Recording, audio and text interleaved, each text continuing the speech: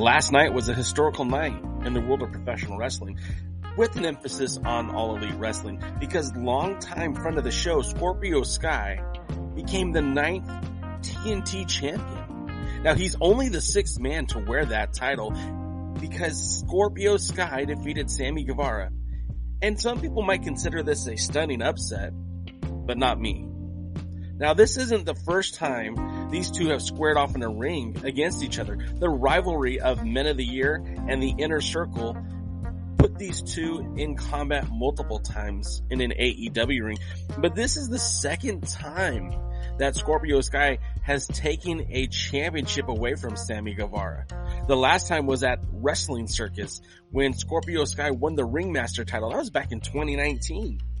And if we're talking about storytelling, we tie it all back to the NWA, of course, because these two men fought to qualify for the NWA National Championship. That's where that photo from the graphic is. And that was the last time the NWA was in Nashville. This is From the Vault. My name is Jay Cal. And we haven't done one of these in a while, so I'm happy to present this interview with my dear friend Scorpio Sky. And we dove deep into the archives, all the way back to 2012, to play this interview with the then NWA Hollywood International TV champion. I am so proud of what Scorpio Sky has accomplished throughout his career. And this victory last night cements his legacy on the national level. But I've witnessed his maturation. I've seen the growth of Scorpio Sky, and I'm proud of his accomplishments, and I'm proud to call him a friend. So without any further ado, June 2nd, 2012, our interview with Scorpio Sky. And someone who I don't have to hold my breath for anymore is your NWA Hollywood International Television Champion, Scorpio Sky, who, if you've been watching professional wrestling in the last 5 years, you've probably seen him in Wrestling Society X. You've seen him on various Pro Wrestling Guerrilla matches and shows. If you go back to the old days like me, you remember Revolution Pro Wrestling and Scorpio Sky dominating Rev Pro. You've seen him in the Urban Wrestling Federation. And, of course, every Saturday night on KDOC Channel 56, the big man, the top draw, the NWA Hollywood International TV champion, Scorpio Sky. Scorpio, welcome to Talk NWA. Oh, hold on a second. Sorry. After that big introduction, I didn't put you online. Scorpio, are you there? No, that's very unprofessional. Here I was talking, I was speaking, and I was just talking to myself. That's not even, I feel embarrassed now. The embarrassment's all on this end, Scorpio. It's all over on this It's all right. Now you got to do the introduction again. Okay. No, I'm just kidding. It was a beautiful introduction, though. I appreciate it. Thank you, Sky. Thank you. Oh, by the way, the fiance and the daughter say hello. Oh, big hello back to them. It's my absolute pleasure to be on the show today. Thanks for joining us. Now, kind of was running down a little bit of the history of Scorpio Sky. Of course, I've been a long-time fan of yours, dating back to the Rev Pro days when you kind of taught Super Dragon a thing or two, and had some various feuds with Super Dragon and some great tag team action with you and in the Aerial Express. Can you tell us a little bit about how you got into the world of professional wrestling? Well, I got started obviously in Rev Pro. The school was known as the Rudos Dojo. A lot of guys came out of there, including Super Dragon, Disco Machine, Mr. Excitement, Rising Sun. The list just goes on and on. The guys that actually were dominating the Southern California area at the time when I broke in. And I got to train with a lot of those guys. I trained under American Wild Child, under Ebony Blade, and all the guys I just mentioned. And so I worked there mostly in the beginning of my career, as well as AWS. And just like you said, I started dominating AWS. I started dominating Revolution Pro. I showed Super Dragon a few things. A lot of people think, no, this is a true story. A lot of people think that Super Dragon retired due to injuries, but the fact of the matter, this is the truth, and I wouldn't lie to you.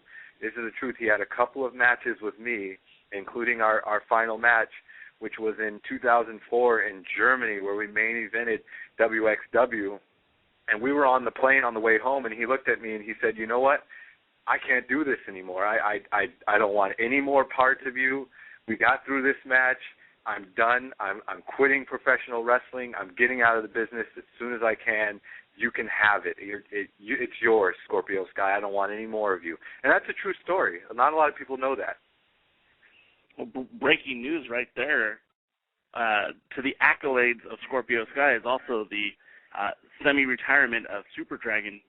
He's come back and wrestled on and off, but for the most part, you just made the announcement that you put the final nail in the coffin. Well, he made a little comeback recently. I think I didn't see the match. I think him and Kevin Steen ended up winning the tag team titles or something from the Young Bucks and PWG. And he came to the back, and I said, hey, Joey Ryan and I are teaming. We've got a couple of good wins under our belt. It wouldn't be too long before we're challenging you guys for those titles. Next thing we know, he's injured again. He doesn't want any part of wrestling. It's very obvious the guy is ducking me. He's ducking me. He doesn't want any parts of me, but I can't really blame him. I'm the baddest thing on 2 feet. And, we talked. You just said the baddest thing on 2 feet, and I think anyone who watches championship wrestling from Hollywood would have to agree with that. The list goes on and on and on. Going back to the finals of the Be the Star tournament, you defeated SoCal Crazy, who is a very reputable luchador out here in Southern California. He has a great style of wrestling. You bested him to win the belt, and then victories since against Willie Mack, Famous B, Willie Mack again, Johnny Yuma, just recently Ryan Taylor, and it just seems like every domino they step in front of you, you just seem to knock it down. And I can sum it all up by just the 2 words that I call myself, the undisputed best. CM Punk and Chris Jericho can argue until their faces are blue about who the best is. But the reality is they are 2 pieces of salami, and I'm a steak dinner. I can beat both of them on the same day if I wanted to. I don't care if it was 1-on-1, 2-on-1. If it happens and they mess with me, they're going to need 9-1-1. I am the absolute undisputed best, and nobody can dispute that. And if they have a problem, they can come see me in NWA Championship Wrestling from Hollywood.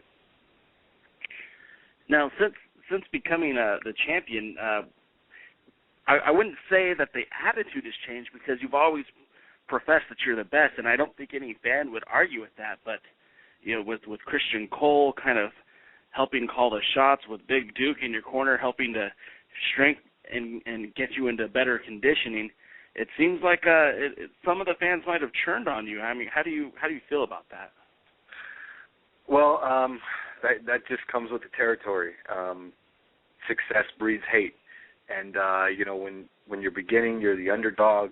Everybody likes to cheer the underdog, but when the underdog makes it to the top of the mountain, then everybody turns on him and wants to cheer the next underdog. And that just comes with the territory. If you're going to be truly great, anybody that's truly great, somebody like a Kobe Bryant, somebody like Michael Jordan, Muhammad Ali, you see them out there, they perform on their own, but it takes a great team to make them great. They need people around them, and that's Christian Cole, who secures all the good deals. I've dealt with guys in the past that got me into very bad deals, and I don't want to deal with that anymore. I absolutely trust Christian Cole.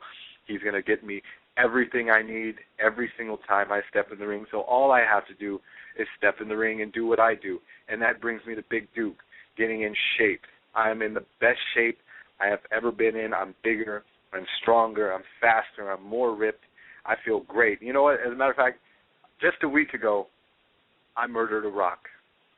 Yesterday, I injured a stone. Earlier this morning, I hospitalized a brick. I'll tell you, I'm so mean, I make medicine sick. And I owe that to Big Duke. I owe all of it to Big Duke, the greatest trainer in the world today. The undisputed best has to have the undisputed best trainer, and that's Big Duke. Shout out to Big Duke. Yeah, and certainly, I mean, even you, the dynamic that you and Duke have, it seems like it's even transferred into him stepping into the ring and getting his opportunities in NWA Hollywood as well. Another man who is joining the coalition, and the folks who are watching Championship Wrestling from Hollywood, they haven't seen it yet, but the matches have been announced with Christian Cole getting you everything you need. It seems like the next thing you're getting is an opportunity to put more gold around your waist. You know, it just takes it one step at a time. I've pretty much wiped everybody out that has stepped in front of me asking for a television championship match. So I asked myself, what's next? I'm the type of guy, I like to keep challenging myself. Again, going back to Michael Jordan, who won 6 championship rings in the NBA, and he started shooting free throws with his eyes closed. This is me shooting free throws with my eyes closed. I'm going to step into the tag team division. I'm going to take that over. Heck, I may even go all the way up and win the heavyweight championship before the year is over. You know, I might be walking around with all the gold in the NWA Championship Wrestling from Hollywood. I might be the junior heavyweight champion. I might be the television champion. I might be the tag team champion, and I might be the heavyweight champion all at the same time, and then they won't even need to put anybody else on the show. They could just make it NWA Scorpio Sky Championship Wrestling from Hollywood. Well, Sky, that brings up a good point, and was leading right into the question I was going to ask you, because obviously there's a hierarchy in the NWA where titles and championships and stuff like that. And I was wondering what your thoughts were on the NWA North American Heavyweight Champion, Sean Tempers, NWA National Heavyweight Champion, Cahagas, and then, of course, the NWA World Heavyweight Champion, Colt Cabana. Well, to be honest with you, the two previous names before Colt Cabana I didn't even hear. I'm not really sure who they are. I'm going to be completely honest with you. I'm the type of guy, I don't watch shows that I'm not on. I don't watch Monday Night Raw. I don't watch Impact. If I'm not on the show, I don't see a need to watch it. And that's being completely honest. I couldn't tell you who the WWE champion is right now. I couldn't tell you who the TNA champion is right now, and let alone I don't know who the NWA North American Southwestern DVD VHS champion is over in some other state that I may have never even been to. And no disrespect, he may be great, but I am on another level, so I don't really know who these guys are. Now, aside from that, Colt Cabana, obviously, NWA Championship Wrestling from Hollywood, the NWA World Heavyweight Champion. Of course I know who he is. I got a lot of respect for Colt Cabana. Anybody that can pin Adam Pearce's shoulders to the mat for a 3 count, I have to have a lot of respect for.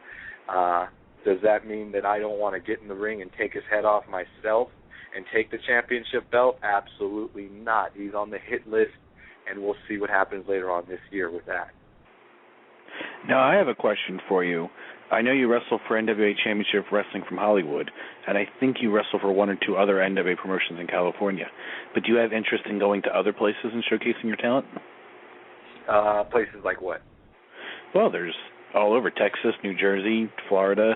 There's NWA promotions all over, and if you are as good as you say you are, you should want to showcase yourself not just in Hollywood, but all over. You know, Hollywood is the main spot. Everybody wants to get to Hollywood. It's always been that way. Everybody, you see guys, you go back to the old days, and you see people on the sides of roads in dirt towns with the sticks and the bags hanging off the stick, and they're hitchhiking trying to get to Hollywood. Hollywood is the place to be. Now, would I go to Texas? Would I go to Florida? Would I go to any other state and showcase my talent? All you have to do is cut the check, and I will be there. You know, we talk about showcasing your talents, and for a lot of our listeners who, we were very excited about the crowning of a new junior heavyweight champion. That belt, that trophy, eventually went to Kevin Douglas, but that was one of the first times folks in Charlotte were able to see Scorpio Sky wrestle live. What can you tell us about the experience of wrestling that night in that tournament with some of those names like Chase Owens and some of the other names you faced in the tournament? Well, first off, Charlotte is someplace that's very sentimental to me for very different reasons. For one, I have family in Charlotte, so it was good to get out there and see them and sit down and have dinner with them. People I don't see all the time because I'm doing the wrestling thing. Aside from that, the history in Charlotte, North Carolina, going way back. I mean, Ric Flair and guys that have won championships. And I wanted to be one of those guys that won a championship. So when I look back at Charlotte and I look back at that tournament, I don't look back in a positive way. I look back at a very negative night where I was not victorious in the overall tournament, and I'm not happy about it at all. I am not happy about it at all. And the next time I go to Charlotte, I guarantee you, and you can write this down, I guarantee you the next time I'm in Charlotte, I will be victorious. And if a championship is on the line, I will walk out as the champion. You can bet that. Now, the man who defeated you in that tournament was Chase Owens. What are your thoughts on him? Luckiest guy in the world. Probably had a 4-leaf clover. Probably went and saw some sort of succubus early in the day. He's the luckiest guy on the planet. There's nobody that will ever put this down in the history books, put it in the Guinness Book of World Records, put it in some kind of text that he is the absolute luckiest man to ever walk God's green earth. But it will never happen again. That's all I have to say about him. Sky, Kevin Douglas was the one that ended up winning that tournament, and I know he's also worked out there in Hollywood with you. What are your thoughts on him? I like Kevin Douglas. I think he's a quality athlete. I respect him, and he's a good champion. So I don't really have anything bad to say about him until he's staring across the ring at the undisputed best. Now, and it's a good point that you bring up. You have nothing bad to say about him. He's one of the best, I think, in Hollywood, and I think you would agree. He's an excellent condition and a phenomenal athlete. One of the things that he boasts of, and it might irk you a bit to hear it, but he says pound for pound. Well, first of all, he says that the junior heavyweight division, and this is something I think you would agree with, Sky, the junior heavyweight division is the toughest, most competitive division in all of combat sports. And I think you would agree with that, considering your background with boxing, your background with MMA fighting, and also in professional wrestling. And he also went on to say that he is, pound for pound, the best of the junior heavyweight division, and not just professional wrestling, but of all combat sports. Well, you know, a lot of people say LeBron James is better than Michael Jordan, and they're entitled to their opinions just like he is. That doesn't make it true, though. I am the guy coming from a junior heavyweight division or a light heavyweight division or any kind of division near that weight class. I have dominated in every single place I went and carried multiple championships at once, to the point where I wiped everybody out in front of me and had to move on to higher weight and had to go and win heavyweight championships in different places and territories. So Kevin Douglas, I will let him enjoy his time being the best junior heavyweight in the world, but make no mistake about it, anytime I want to go on a diet, he's bumping right back down to number 2. Now, the big events that are coming up this month for you, Sky, of course, you know, we talked a little bit about this tag team match where you and Willie Mack, of all people, will be teaming up for the first time since you won the television championship, and you guys have kind of been at each other's throats, if you were. And you know, Christian Cole, who you know, charismatic and very well spoken and elegant, and you know, was able to just you know, finally convince Willie to work with you guys and join the experience. So you guys will be teaming together to take on the Tribe for those Heritage Tag titles, and that happens on June the 16th, the day before Father's Day, for all the fans out in Hollywood who are going to come to that show. But you also have another really big match just about a week before with the NWA non-televised match, and I wanted to ask you a little bit about your opponent, Chavo Guerrero Jr. Well, you know, starting out with Willie Mack, I want to touch on that briefly. joining the experience. Listen, you got to think about it in terms, you have to put yourself in his shoes. If you were broke, not a penny to your name, didn't have a car, you had to take the bus, couldn't even afford a bus pass, have to scrounge up change, can't get women won't even speak to you, can't get a date if you owned a calendar store, and then somebody offers you the world. Somebody says, join the experience, we're going to put keys in your hand, we're going to put money in your pocket, we're going to put women on your arm. You'd have to be a fool to not join. And Willie Mack, now he can ride my coattails and get a little bit of gold on his side. Now moving on to Chavo Guerrero, a legend. Chavo Guerrero is a legend, and I have the ultimate respect for him. Not fear, respect. And I have to say I am envious of Chavo Guerrero. I have to look up to Chavo Guerrero because he is getting the fact, he's getting the point, he's getting a second chance, which not a lot of people get. A lot of people wait around and they wish for a second chance. He is getting the second chance to step in the ring with somebody in their prime, who's at their best, and share the spotlight one last time with somebody as great as I am. But make no mistake about it, he's never been in the ring with anything like me before. He comes from the land of the giants. He comes from the land where the guys are all souped up. You know, there's this big misconception in professional wrestling or sports entertainment, as you want to call it. And the misconception is that they think that fans want to see guys that are jacked up and huge, and their testosterone levels are 4 times higher than their IQ. But nobody wants to see that. The fans are sick of wrestlers that look like Arnold Schwarzenegger but don't know the difference between an arm bar and a protein bar. They want to see guys like me. They want to see guys that are fit, in shape, real athletes. And Chavo Guerrero understands that, and that's why he's getting this opportunity. That's why Chavo Guerrero and the Guerrero clan, the Guerreros are a very famous wrestling family, and they are, like me, very small, athletic, great performers.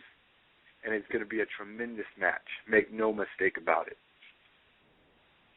You know, you just touched on it, and it's kind of historic to me as a longtime fan of professional wrestling and living in Southern California, and being very familiar with the NWA Los Angeles of the mid '70s, and talking about the Guerreros, you know, Chavo's father and his uncles Mondo and Hector and even Eddie all had so much acclaim in Los Angeles. I mean, the NWA World Light Heavyweight Championship, Chavo Guerrero Sr.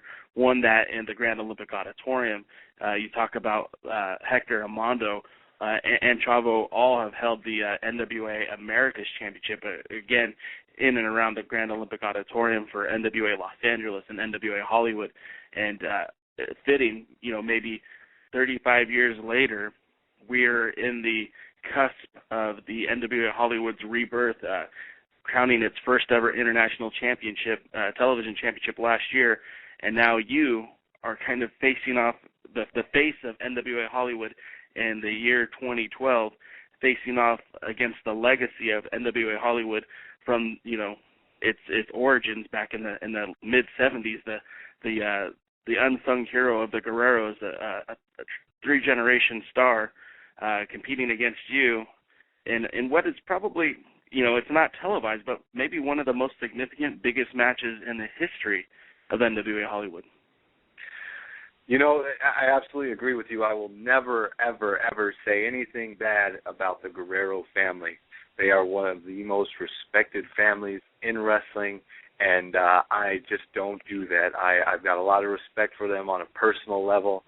I'm a big fan of a lot of them, of all of them. I've watched Chavo Guerrero since I was back in high school or junior high. I've been watching him for years.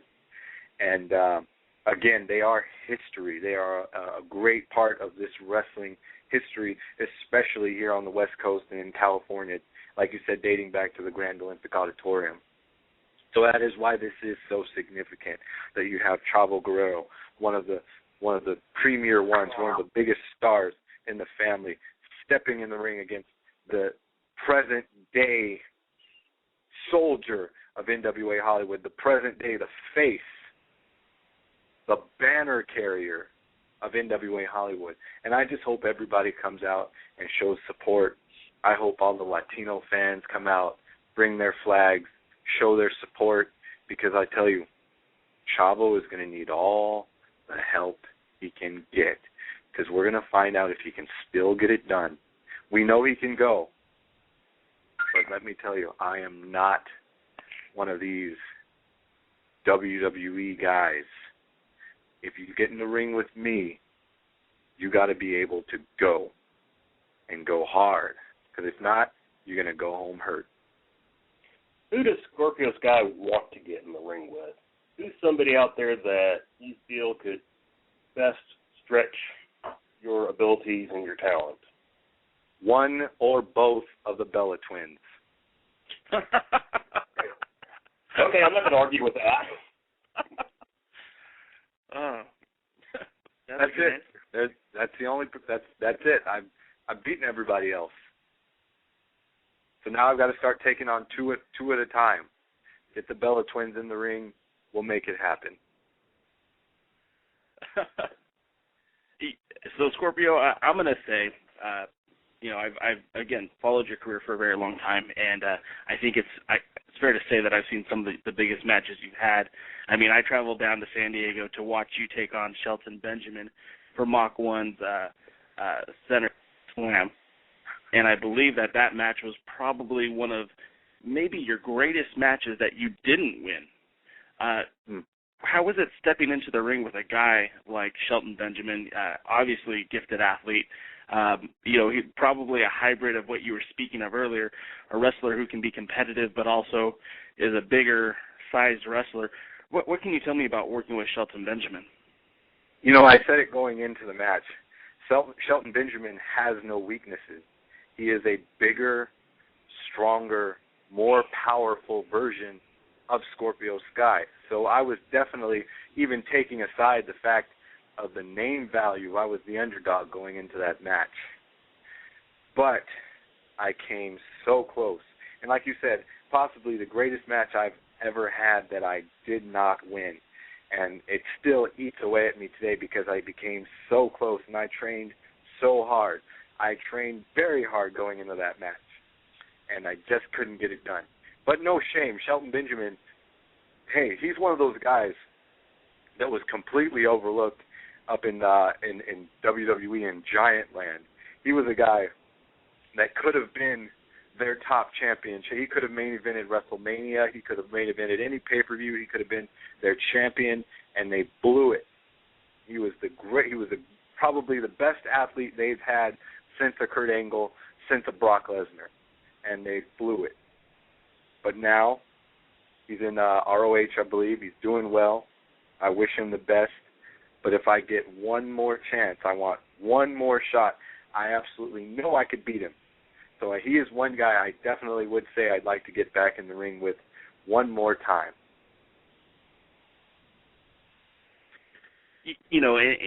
Like I said, I'm bragging a little bit because I've been fortunate enough to see many of your matches. And, I, for a long time, have been an avid supporter of Scorpio Sky. I remember calling it many years ago before you really even broke through to the national scene, saying that this guy's got star material written all over it. And what really struck me was, and I don't remember the opponent, I don't even remember which promotion it was, but you had the fans in the palm of your hands hanging on every single word you said, and you were talking about your opponent, and all of a sudden the Scorpio boom by yay, Scorpio boom by yay. I was there for that live, and it sent chills up my spine. It gave me goosebumps, and I knew that I was witnessing history. I was witnessing something special. First of all, how did that come about? I believe it was homage to Muhammad Ali, but how did you get that kind of electricity in the crowd? How did you get the people to buy into Scorpio Sky at such an early stage in your career? Well, that goes back to Pro Wrestling Guerrilla. We had a long-time feud between my partner Quicksilver and myself, the Aerial Express, going up against Arrogance, Chris Bosch, and Scott Lost. It was a long-time feud. It was about a year in the making. We ended up saying this is our last shot to win the tag team championship from them. So we put our masks on the line, masks versus titles. We ended up winning the match. I was able to get the roll-up. Scott Lost was bitter. They jumped me after the match, took off my mask. I disappeared for a while. I had to get away from wrestling. Obviously being unmasked is a very traumatizing event, but turned out to be the greatest thing that ever happened to me.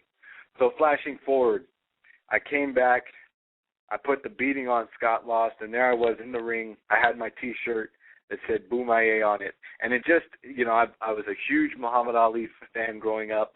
Still am. I mean, you can look around my house right now. I've got Ali on my wall. I've got DVDs. I've got figurines. I've got everything. I'm a big collector of Ali. And it just kind of rang to me. It just kind of said, you know what? I got to go back. I got to get at Scott Lost, and I got to Boomaye. I got to kill him. I can't just, and I don't mean really physically kill him. I mean figuratively. There's only one way. When you take someone's mask, you're trying to end their career. So that's when you get in the ring, and all you can do is you can kill them, and that's figuratively speaking. You've got to smash them. You've got to put them into a place to where they don't want to go any farther. They want to quit and move on with their life, like I did Super Dragon. And that's what I needed to do. And the fans understood that. Going back to when they pulled my mask off, you had fans in the audience that were in tears, literally in tears. It was a very special moment in my career that I will never forget. Looking out, I've got blood running down my face. My mask is in my hand, and you see fans, and they were so touched by the moment, they had tears running down their face.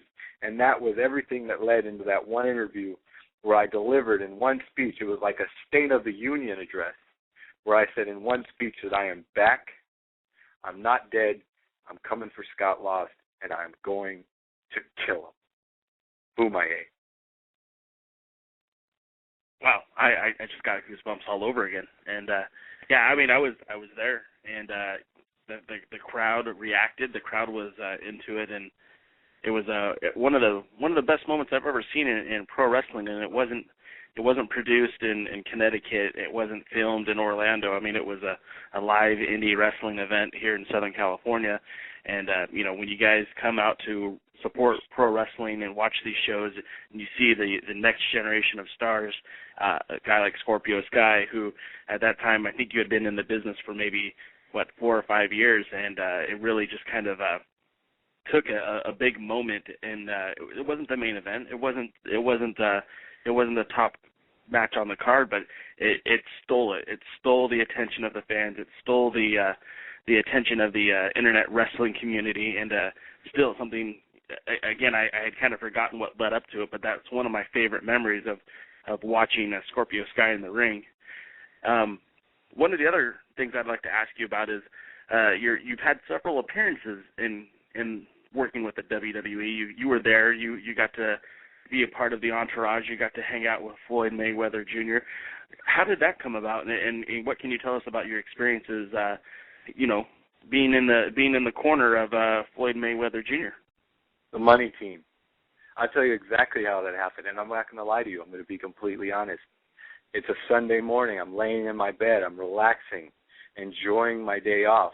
I get a call from Floyd Mayweather. He says, hey, I'm going to be in Vegas. I'm going to be at the WWE pay-per-view today. I'm just going to be watching and hanging out. But in case there's a little bit of beef, I need you to come and back me up. And that's why I said, you know what, Floyd, money, anything you need, I'm going to be there. So I show up. I hop in my car. I drive straight to Vegas, going 90 the entire way. Didn't get pulled over. Made it just in time. I stood there in the crowd, and I said, you know what, if anything goes down, if the Big Show or if, say, MVP or Manny Pacquiao or anybody wants to get involved, I'm gonna just bury them where they stand. It just so happened it was the Big Show. So the Big Show did his thing. He got punched in his face, got his nose broken, gave chase, went after Floyd Mayweather. I stepped it away. I said, yo, Big Show, you better calm yourself. Before I even got any of that out, I said, yo, Big, the dude pushed me right down. He's a big guy, but, I was about 170 pounds at the time. He's 500 pounds. So no shame in that. He pushed me down. I stood up. I said, okay, I'm going to let this one go. There's security. It's under control. Floyd's out of here, so I'm just going to let it go. and they can handle their business some other day. That's exactly what happened, and that's 100% true.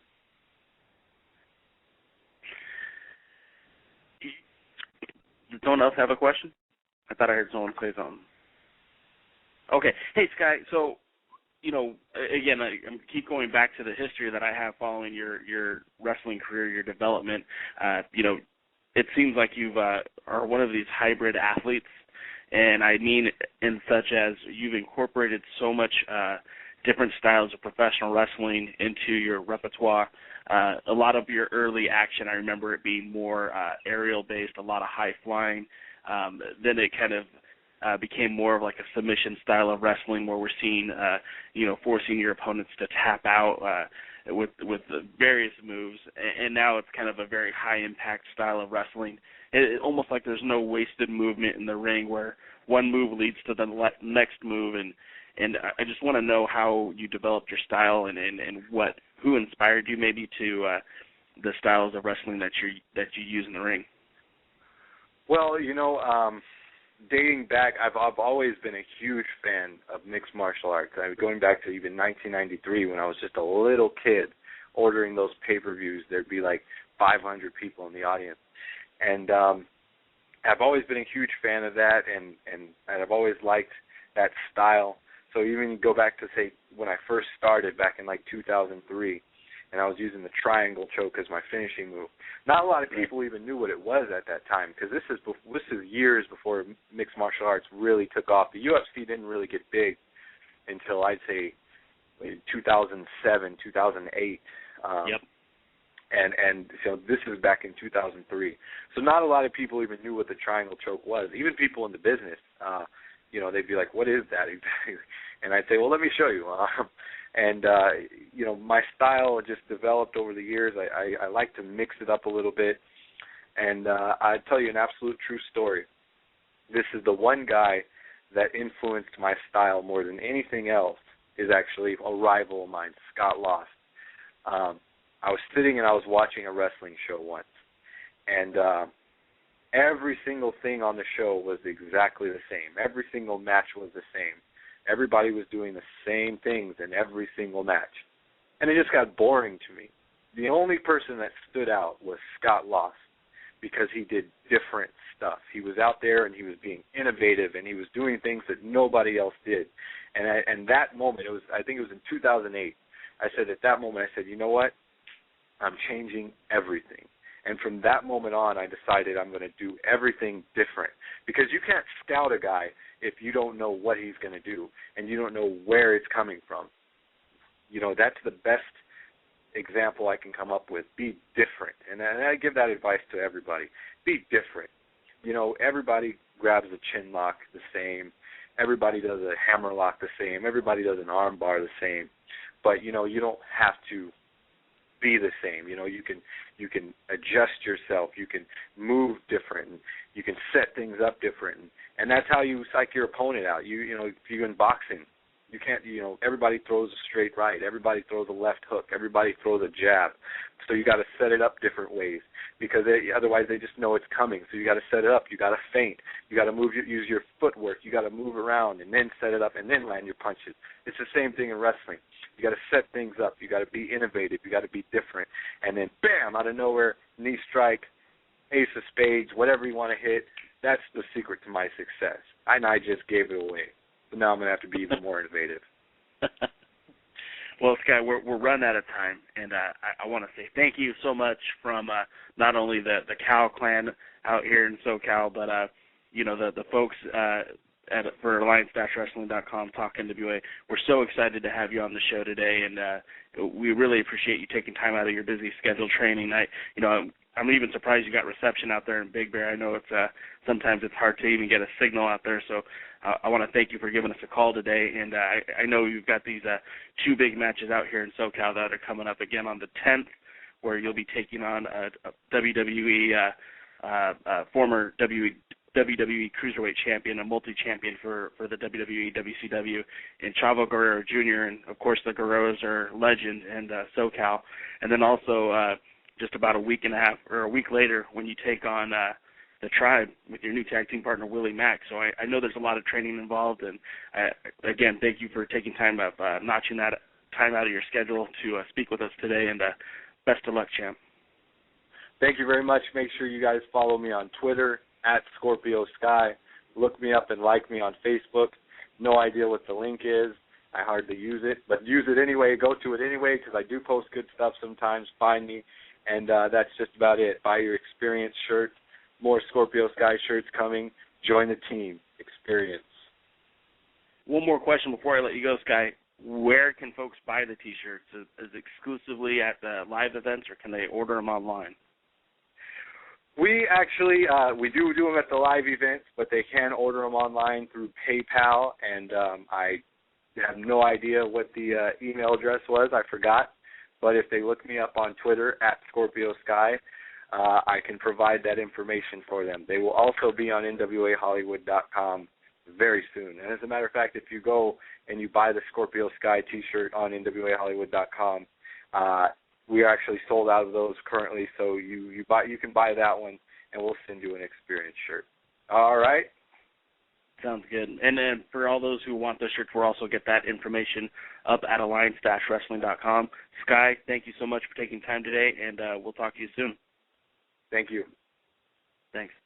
Scorpio Sky, if you need him, NWA International Television Champion, one heck of a guy, and again, appreciate him taking the time out to speak with us today. We thank you for tuning into the Alliance Blog Podcast, a presentation of alliance-wrestling.com. We genuinely appreciate your support. Would you consider subscribing so you won't miss any future episodes? We'd also like to remind you that we do a live stream every Tuesday, 5 p.m. Eastern, 2 p.m. Pacific on YouTube at The Alliance Blog. And you can follow us on Facebook, Instagram, Twitter, Tumblr, TikTok, and Twitch. Until next time, we are The Alliance.